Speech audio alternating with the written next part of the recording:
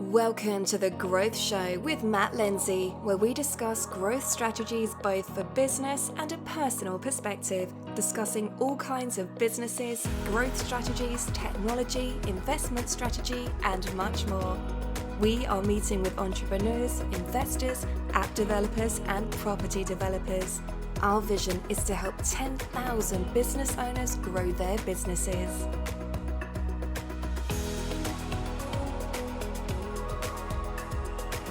Introducing our host, Matt Lindsay. Matt is a former banker and corporate financier. He now spends his time building his own companies organically and through acquisition, as well as raising capital for other businesses. Matt works with a wide variety of entrepreneurs and investors.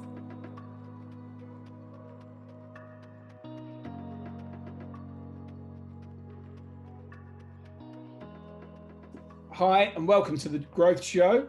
Today's guest is John Abrahams. Welcome, John. How are you? I'm very well, thanks, Matt. Yeah, good to see you. Good to see you. Thank you for inviting me on. Likewise. So pre-recording, we were reflecting on the amount of time that we've known one another for, and it's quite a long time, isn't it? We're getting old.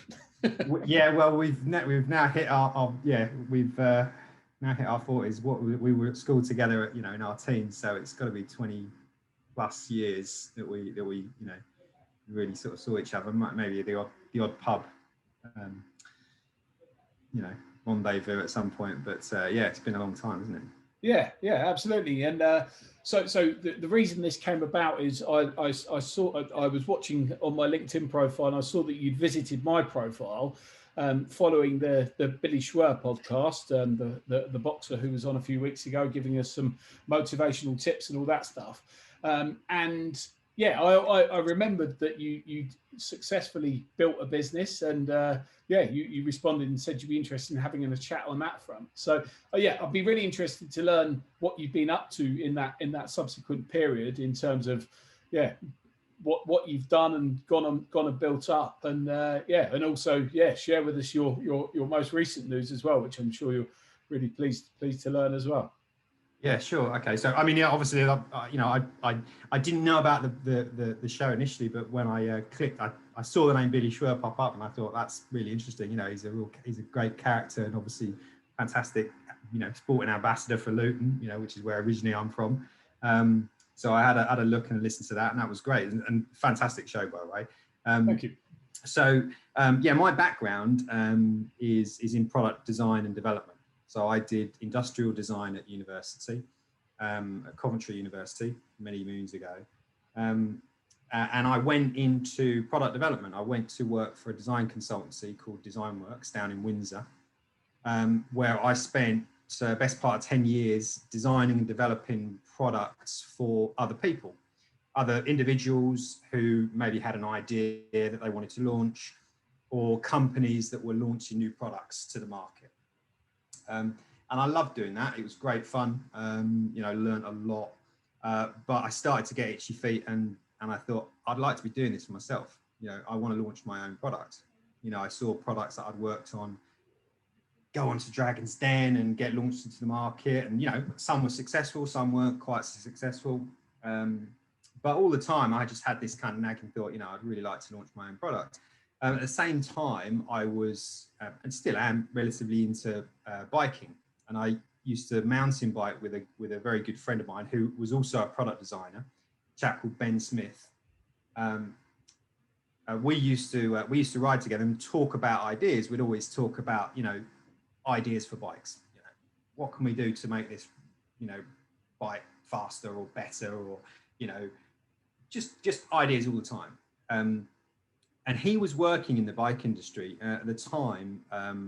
He was living in California, working for a bike brand called, or bicycle accessory brand called Troy Lee Designs. They make really cool helmets and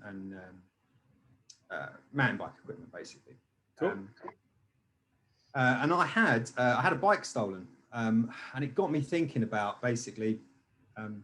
The reason I had it stolen was because I didn't lock it up. Even though I had a bike lock at home, I didn't take it with me because I had just nowhere to fix it on my bike and stuff like that. And it just got me thinking. I started playing around with a few ideas, and I essentially came up with the idea for a wearable bike lock. So it's essentially a chain that you wear around your waist, but critically you don't lock it around your waist, and it's also adjustable. So it's adjustable for different sizes.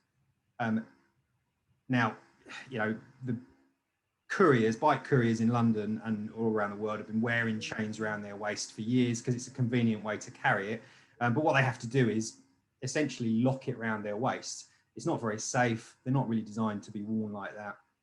And also you've got a fixed length. So we thought there's got to be a better way of doing this. So we came up with an idea for wearing a chain around your waist, and we developed a system, a patented system that allowed you to secure it around your waist and then still use the lock, obviously, to secure your bike. Right. And we worked on this for a good year or so, and it got to the point basically where after we tested a number of prototypes, we did a little marketing focus group. We pitched it to a few people, and the response was really, really good. So this focus group of cyclists were like, "This is brilliant! What a great idea! We'll buy one." And that gave us the confidence to essentially order a load of product from the manufacturer that I'd been working with. So as part of my background, I had links to factories in the Far East, and so I could get the product made.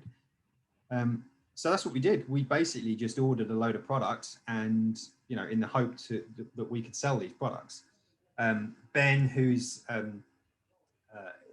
he's sort of specializes in both product and brand and marketing. Sure. He created some really cool content where we filmed guys using the products in California, riding with them, locking up their bikes and stuff. Launched some videos on YouTube, and obviously had a website where people could buy the product. And people just took off from there. And from that point, we got distributors involved, or distributors interested. We got retailers like Evans Cycles interested, and slowly they came on board and started buying more and more. And it literally it started off with Ben and I in different countries. He was in the west coast of America. I was in the UK, and it just went off from there. So we didn't have an office. We both still had full-time jobs. We just had to sell these products, So it just took off from there, basically. Probably 6 months to a year later, he moved back to the UK. We got a little office. He started working full-time on it. I worked part-time.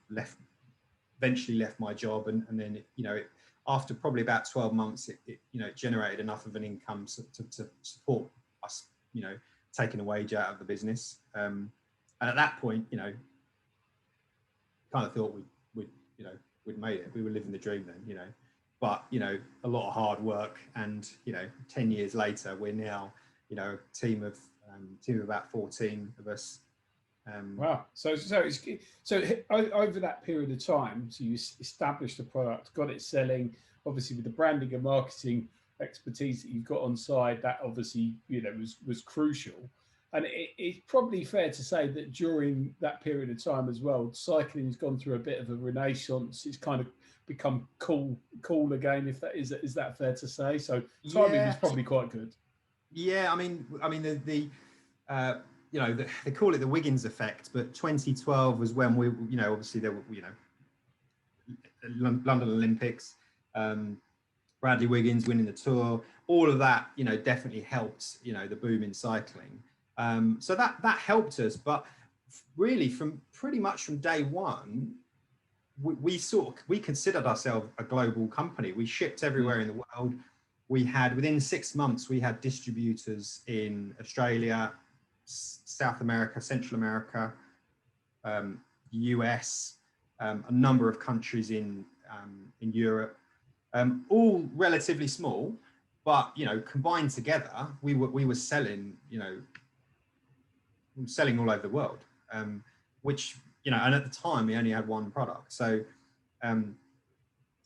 we were set up right from the start to be able to sort of, you know, supply product globally, basically by drop shipping. So we would order in production windows in the Far East, and then those distributors would order FOB from China, and we would ship directly from China to them. So the majority of the product wasn't coming through the UK, right. and it still doesn't to this day. So that's kind of how we set up. So whilst the UK is our biggest market, it's never been our only market, because it's a product that works, you know, globally. You know, if you've got you know, where there are bikes, there is bike theft, unfortunately, and people need to lock up their bikes. So, you know, there is obviously subtleties between the different markets. I mean, it's quite interesting. In Japan, you know, they don't use really strong locks because no one really cuts the lock. They're more worried about someone getting drunk and taking the wrong bike than they are someone actually stealing the bike. But they still need to lock them up, you know. So yeah, there's subtleties in different markets, and obviously we need to recognise those. But yeah, the product works. You know. And in terms of the branding so the company's called Hiplok, isn't it? Is that right? The Hiplok is the brand, but the company's actually called +8 Industries, and the reason it's called +8 is because when we set up the business, there was 8 hours time difference between Ben and I. So we would spend our time either very early in the morning or very late at night talking about the development of the company or the products, recognizing that there's an 8-hour time difference. I mean, we were doing Skype, you know, like way back, you know, when it just launched. So yeah, that's kind of, so this sort of, when we're talking on Teams or on Skype now, it's kind of like back to the old days now. Yeah, cool. And in terms of how you manage that transition, because that, you know, is the really difficult bit, isn't it? Whilst you're building something up while you're gainfully employed, obviously you still want to, you know, look after, you know, do the best that you can for your job, but at the same time, you know, a bit like yourself, I had that itch that I needed to go and scratch in terms of building my own things up. How did you manage that in terms of, if you were, you know, doing calls at 4 o'clock in the morning and then having to go to work all day? How did that work out? I mean, it wasn't easy, to be honest, but I think it's like anything. If you're that passionate about something, you find the time and the energy. You know, it's like when you have kids, it's you can't imagine having so much free time that you had before. You know, it's like, but you find the time and energy to deal with it. You know. So yeah, it was just evenings and weekends, you know, that we were working on it. But it very quickly became apparent when we realised that, you know, we needed to put more time and energy into it. You know, we left our jobs. You know, well, Ben came back to the UK and just made a clean break, and I had about a 6-month period where I was working basically half and half. And my old business were very, you know, they were very supportive, and you know, they were totally cool with it. So. Yeah, cool. I was fortunate, actually. And were you profitable at that point in time, or was it? Yeah, we've actually been profitable as a business every year. Right. We had a small startup loan, which we've since paid back. We had like an angel investor, if you like. We had a couple of grants, sort of business development fund grants, but otherwise, no. We've just, you know, we've managed to, you know, basically run the business on a shoestring and not spend anything more than we've got. Basically, you know, pretty old school way of financing a company, to be quite honest. You know, because we didn't have any experience or any other sort of knowledge about how to run and finance a business. We just thought that's what you did. You know, you sell some products, you get some profit, you reinvest it back into the business, and you make some more profit. That's the plan, isn't it?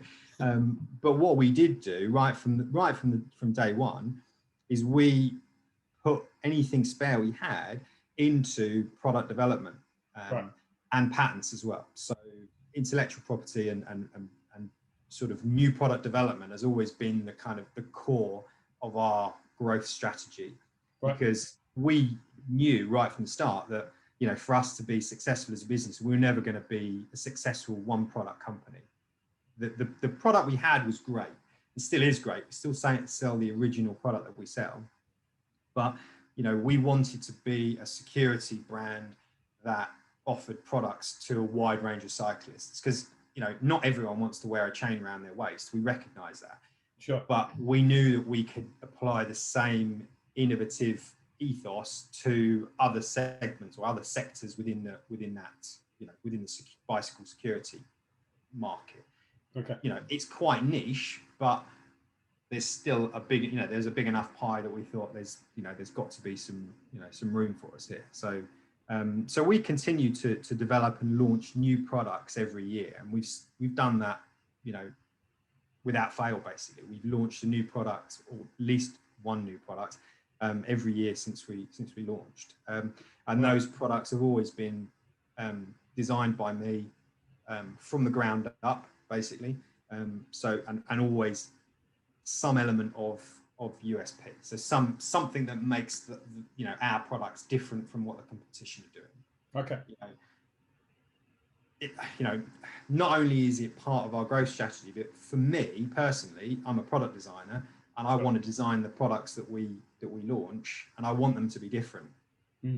And I think if you take that approach, you know, you don't go too far wrong, because, you know, people appreciate, you know, they appreciate good design, they appreciate products that are different. I think if you try and kind of, well, you know, if you're copying other people, you're then just competing on price or, you know, a customer service level, you know, and there's nothing wrong with that, but, you know, it's not what we wanted to do. We wanted to have our own products. So we invested a lot of money in tooling, because it's, you know, it would be easy to go to a factory in China and just, you know, put our brand on a lock that someone else could buy. You know, there's no tooling investment, low minimum orders.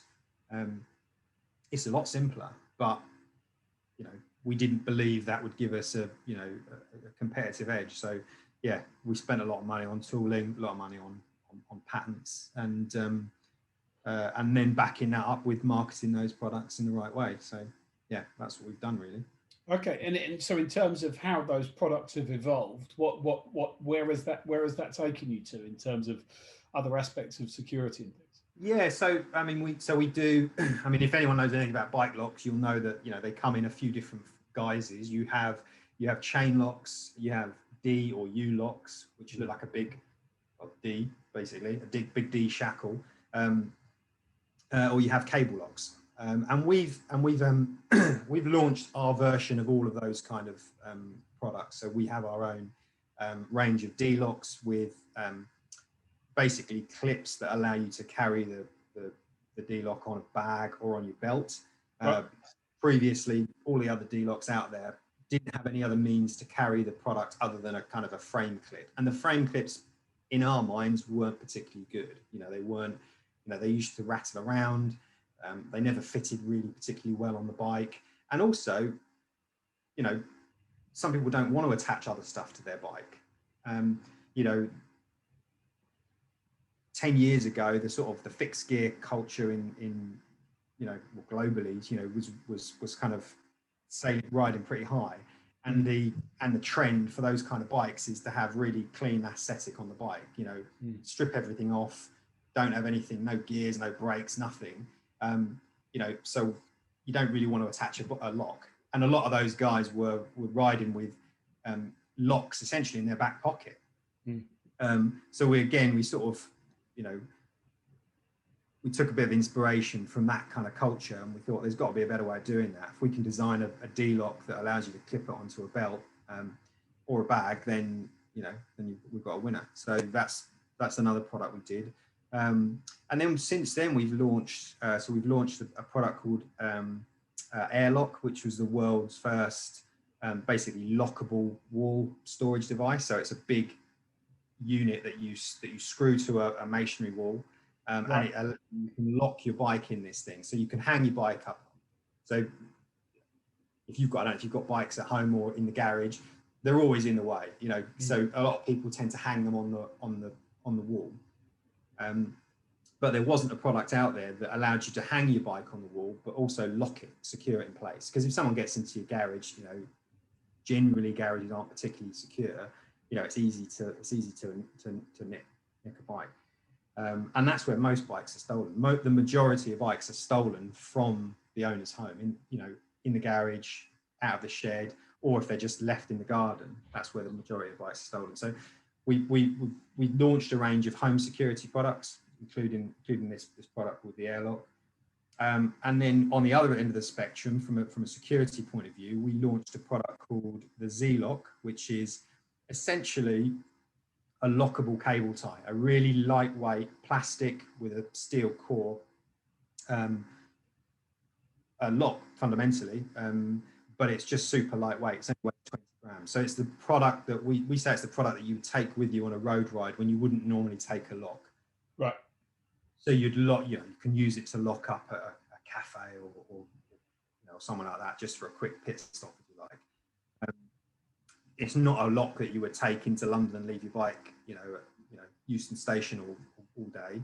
Sure. But it would give you the confidence to leave your bike if you're just nipping off somewhere, to stop that, essentially that opportunity there. So we developed a wide range of products to suit, a wide category of cyclists, basically commuters, road bike riders, mountain bikers, people on e-bikes, kids bikes. So, the broad spectrum of cyclists, basically. Mm. Oh, cool. So did you always have that feeling that you wanted to do something for yourself rather than being gainfully employed, or how did that, was it always on the agenda? Yeah, I would say that for me, it was more the desire was more about launching my own products than having my own business. Right. And I wouldn't class myself as an entrepreneur. And I've been fortunate that I've got a good team that has kept a very steady hand on the business, while I just kind of draw pretty pictures and design cool products. I'm quite fortunate in that respect. I think if it was just me on my own, I'm not sure I'd be here. But I know what I'm good at, and I think it's really important that for anyone setting up a business, you have to learn about all aspects of the business, of course. Sure. But I think most important thing is figure out what you're good at and just keep doing that, and try and put everything else in place around you, rather than trying to yes, you've got to understand bookkeeping, but that doesn't mean to say you have to be a bookkeeper. Sure. Get someone in to do that, look after that side of the business while you focus on what's creating the value in the business. So yeah, I think the fact that we've launched our own products is the thing that I'm kind of more proud of than actually just setting up a business. Does that make sense? Yeah. Oh, cool. And in terms of the quantum of those, so how many of the units were you selling? Is it? I think probably in the first year we maybe sold maybe 2,000-3,000 lots. Right.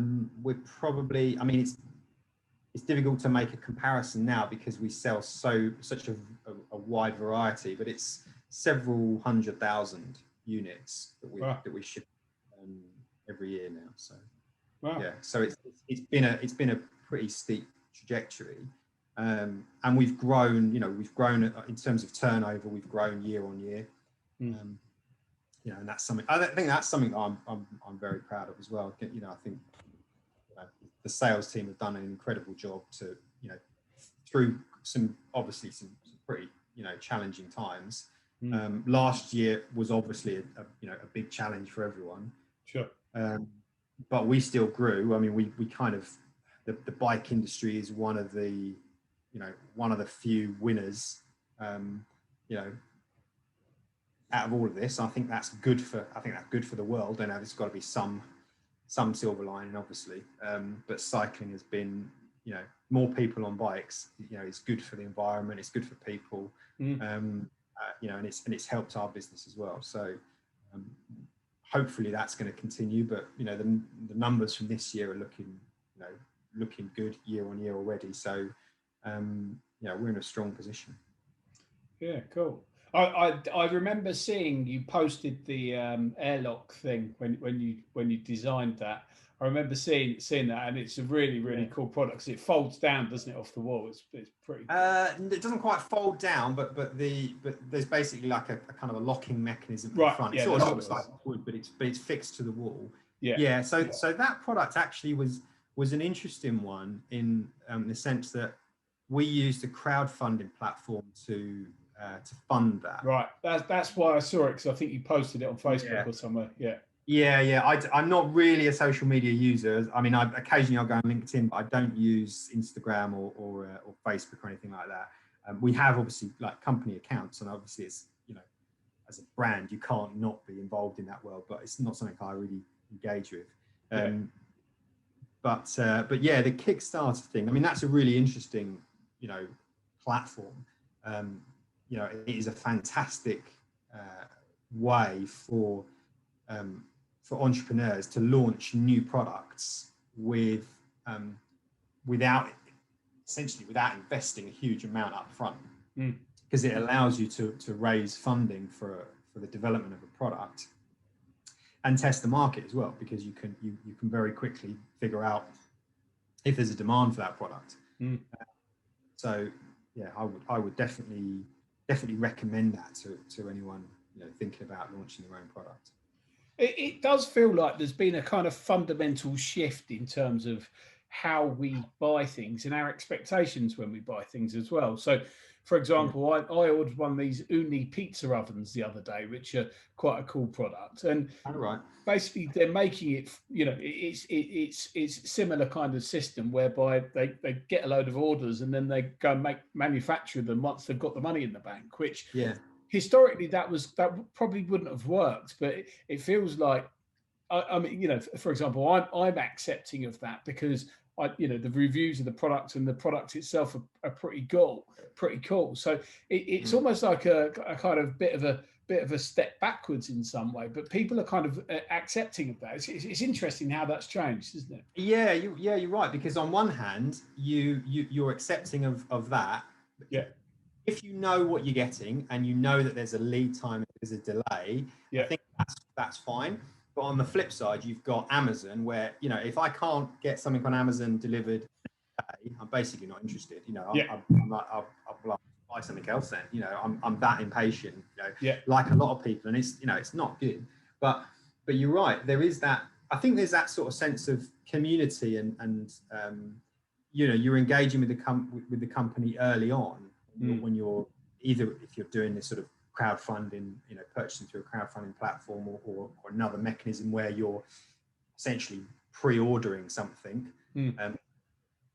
But that comes back to managing a customer's expectation. If a customer thinks they're going to get something in a week and it takes a month, then they're going to be annoyed. If they think they're going to have to wait a month and they get it in a week, then they're going to be over the moon, aren't they?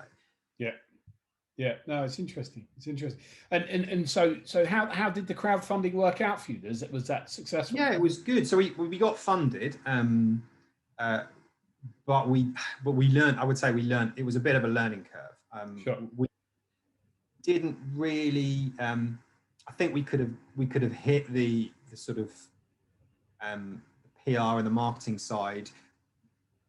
Now there seems to be a lot more kind of third party mechanisms or third party companies that kind of that boost your views on Facebook and things like that, and when obviously you're up against that, it's quite challenging. But yeah, it was, I mean, it was successful in the sense that we got it funded and we delivered the product. It was a little bit later than we'd anticipated. But yeah, we got it out there and it's a product we're still selling.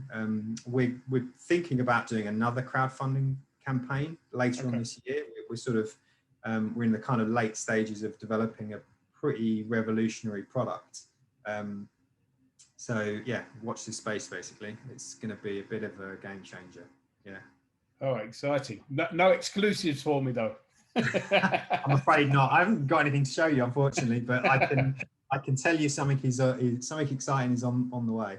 Yeah, But, cool. Yeah, And so that obviously that's one route to market in terms of distribution, and obviously creating orders on that new product. How did you go about, building the relationships with Evans Cycles and all the other distribution partners that you had? What was the kind of thought process, and how did you approach?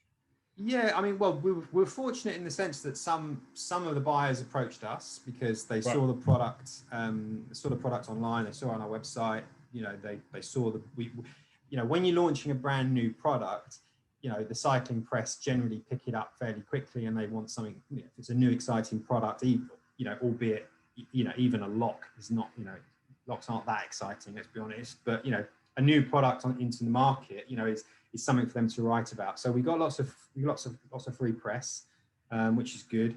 We've got a fantastic marketing director who's now commercial director, Fran Smith, who's coincidentally married to Ben, my business partner. So she's been involved in this right from day one, basically, and she did a fantastic job with all of the she worked her sort of marketing magic and got us in all the right places, and got a lot of free press out of the early products, and that just kind of then snowballed. You start, Evans Cycles got in contact with us. We got distributors that got in contact with us, but also on the flip side, Ben being he was he'd worked in the bike industry for a number of years. So he had contacts. He worked with a number of distributors. He'd worked with stores. So obviously those contacts were absolutely invaluable. So the early stage of the business was very much Ben and Fran were essentially selling and marketing the product, and I was more involved in the development and the production of the product. So I spent a lot of time in China, basically, with our partners out there, making sure the product gets delivered. So there must have been some challenges in terms of making sure that the quality and consistency was there. Was that a problem, or because you selected the right partner, it was all right? Or? Yeah, we're fortunate.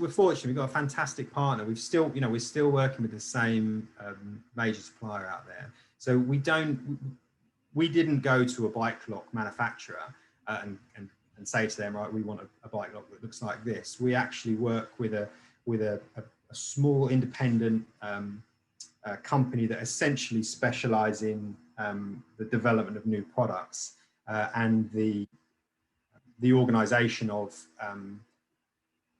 essentially assembly lines.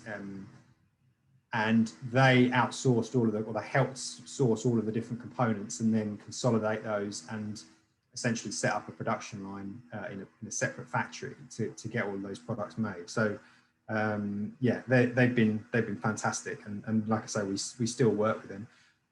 But yeah, it's always a challenge. Making sure a product is good quality is a big part of what we have to do. So. Yeah, cool. And it must. But how did it feel that first time when someone bought something that you thought up and designed? It must be quite a feeling. Yeah, that was. You know what? It was. I would say the first time. I mean, when we first started selling the product, that was cool. But where it really hit me was when I first went into London and I saw people using the product. When I was walking past bikes that were locked up with our product, that was like, wow, that's it's real. That's cool. Amazing. Yeah. So, and I still get a kick out of it. So I still, I can go into London and spot however many, Hiplocks out there. And yeah, it's great. It's really good. It's good to see. Yeah. No, so it gives you a reward whenever you go into town. Yeah, exactly. Not that I've been into London much over the last year. No. Yeah. No, you and me both. Oh, interesting. And so what's the plans going forwards then? Is it continuing the output rate, or are you going to slow it down a bit? What are you doing? No, we're still flat out developing new products. Like I said, we've got a really exciting product coming later on this year. So early part of this year, we actually partnered up with a company called Uvex, who are a German eyewear brand. They specialize in protecting people. They have two sides of the business. They have Uvex Safety and Uvex Sports. Uvex Safety, primarily, it's PPE basically, so eye protection, helmets, and the same with the sports side. So they do bicycle helmets, equestrian helmets, ski and snowboard helmets, and then protective eyewear for cyclists and skiers and snowboarders. So we've basically joined their family. They're shareholders in the business, but it gives us an opportunity to work with their really fantastic team, on new products, on making obviously savings in terms of whether it's warehousing, logistics, basically just kind of looking for synergies and also tapping into their sales and distribution network as well, which is obviously a big part. So we're planning on continuing to grow, but partnered up with them. We hope we're going to be able to do that. So. Wow, so that's really exciting. So that basically gives you a bigger platform to go and design and build stuff with. Precisely. So it's early stages yet, but they're well known for designing and developing their own fantastic range of products. They manufacture both in the Far East and in Germany, and I'm looking forward to sort of working with them on a number of projects. So yeah, cool. It sounds like some exciting times ahead. Yeah, definitely. And in terms of your kind of advice and guidance that you give to people who are considering launching a product. I mean, we've all seen make £10 million on Amazon and drop ship a product and all those kind of training courses that go away and give that. Is there any advice and guidance that you give to people who are kind of toying with that idea or considering getting into it? Yeah, well, first of all, designing and developing new products is, it's not easy. It costs a lot of money to get a product out there because, there's a reason why it's, people go and buy, ready-made products because, coming up with your own ideas, is one thing, actually getting it into market is another. There's always a requirement for some tooling investment. The design and development process, if you're not familiar with it, is not a straight path. I would say if anyone's got a great idea that they want developing, get some professional input and advice. There are a number of design consultancies. I mentioned my old company, Design Works. There's another really good company called Phase 2, also based down in Windsor. That's that are great at helping people develop new products. But if you've got a good idea, and you think it's worth launching, then go for it. Why not? But do your research. I think that's another advice. I know that I've in the past I've talked to people and they've said I've got a fantastic idea for a product, and 5 minutes later I found it on Google. So do your research, make sure no one else has done it, and go for it. And if you were doing it from scratch, would you go down the route of, I guess because you had traction, you didn't necessarily need to go through that process that way, but would you do it via Kickstarter if you were to start again now?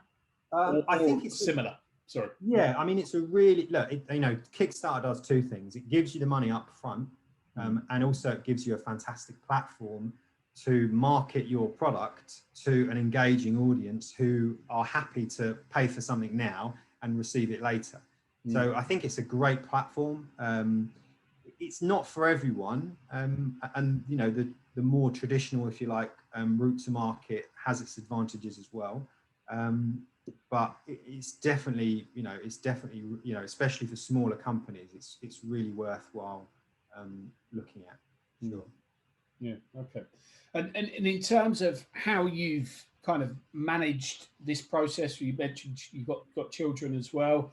How do you kind of maintain that work-life balance? You still out cycling? What's going on that front? Not as much. No, not as much. I mean, it's like anything. I would say, yeah, you say manage it. I mean, I don't know if I do manage it particularly well sometimes. I think, my son would probably, roll his eyes a little bit about, the evenings and weekends that I end up working. But that's part of the, that's part of the commitment. I think when you run your own business, that's part and parcel of it. I think, but long term, the plan is not to be working forever. So, got to be thinking long term. But, I think definitely being able to work from home has its advantages. So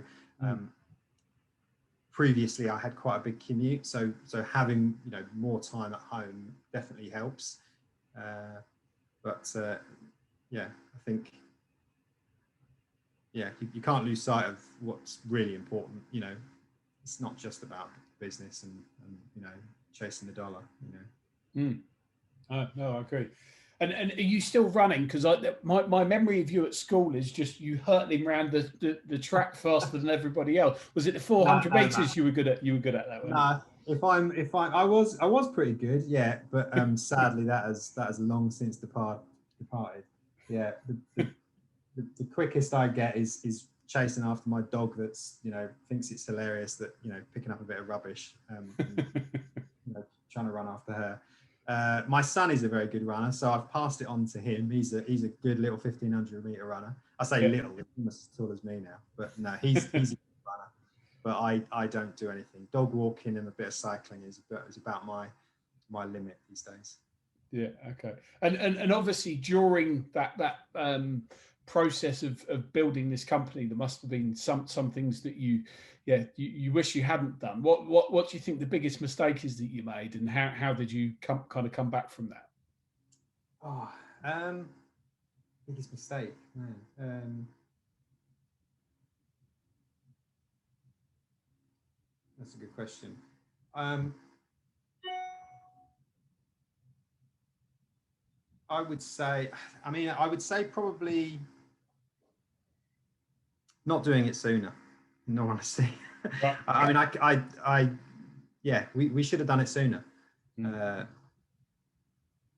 mean, we made a number of mistakes, but it's a bit of a cliche, but they're only really mistakes, if you don't learn from them, Sure. but the whole, it still is a learning experience. We have new members in the team that teach us things all the time. I think that's very important.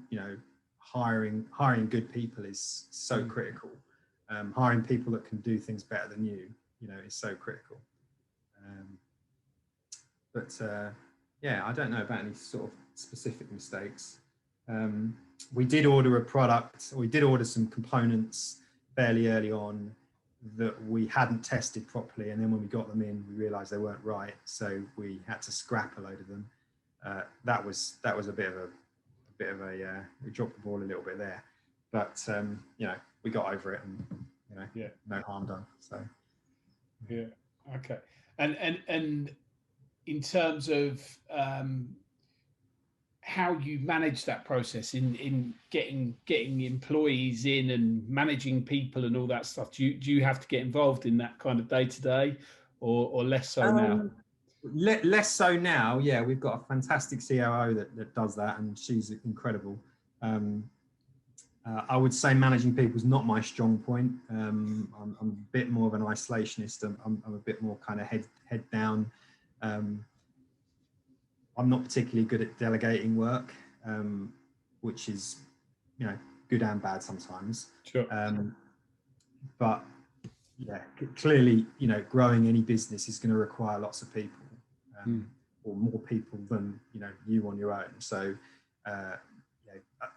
I'm fortunate that other members of the team have got those skills. So, we do okay, but it's a very, very important.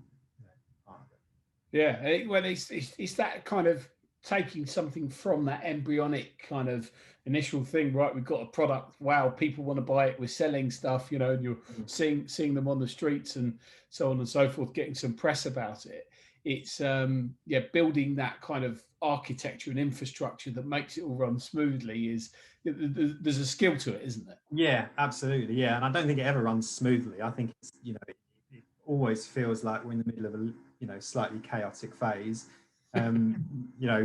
Whether it's in between production runs or in the middle of a production run, it's I don't think there's ever any kind of magic bullets. There's no one bit of software that makes it all work smoothly. Ultimately, you need to be on top of the numbers and be on top of what you're doing and understanding stock and lead times and things like that. And communication as well. Yeah, no, it's a really interesting story. I like the fact that it's the thing that you've been obviously been passionate about for a long time. You've gone and done that for your career, and then built a product out the end of it. That's it's rewarding, isn't it? It's got a nice feel to it. Yeah, definitely. I mean, like I say, I think the fact that we created our own product is the thing that I'm most proud of, and that's actually the thing that that's the thing that motivates me in the morning. The fact that we're continuing to do new products. If we said tomorrow we weren't going to launch any new products, I think I would probably, I'd lose motivation very, very quickly, because for me, I'm always thinking about the next product. I mean, I've got a long list of ideas that I want to do. The difficulty is deciding which one next. That's the challenge for me. But that's what I enjoy doing. But everyone's different, and some people it's about the the running of the business and working with people. That's great as well, and I enjoy that, and I've learned a hell of a lot. But for me, it'll always be about the product.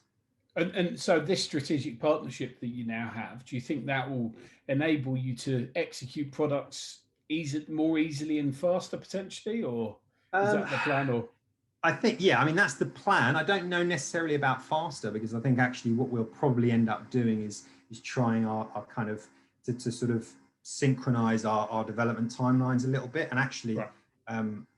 We're quite fortunate in that our sort of development lead time is relatively short, and that's can be frustrating when we're trying to plan ahead, because we sort of change tack at the last minute sometimes.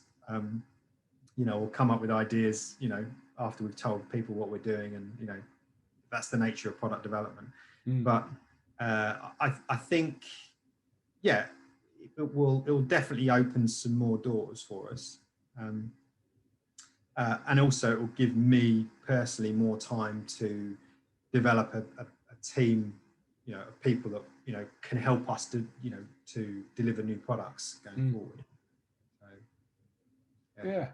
Oh, cool. Well, it certainly sounds interesting. And in terms of any other advice and guidance that you would give to people that are considering kind of commencing this journey, is there any other tips that you would give? I would say just try and be different. Try and offer something unique. Because if what you're offering is the same as another company, it's a lot more difficult to, it's a lot more difficult to sell a product. You're then competing on price or service, really. So I think, try and do something different, and have fun doing it. Ultimately, if you're not working in a business, in an industry that you're passionate about, or you're not working with people that you really love, or products that you really enjoy working with, then ultimately, I don't think there's any point. So you'll very quickly get bored of something, I think, if you're in an industry that you don't really love. And I'm grateful that I really like the cycling industry. It's got a great bunch of people.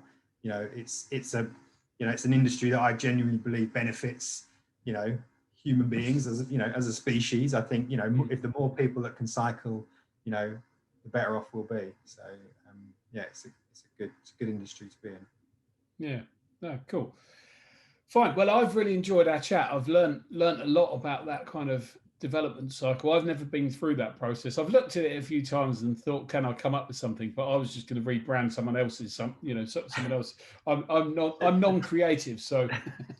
Well, look, there's plenty of people, that make a success of that. So I'm not knocking that at all. But I like to develop new stuff. But that's interesting. Cool. And where can we find you in terms of the business website and LinkedIn? And if you've got any closing remarks, that'd be really good.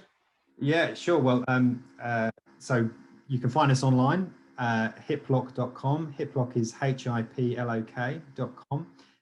We're obviously on all the usual social media channels, so on Instagram and Facebook and Twitter.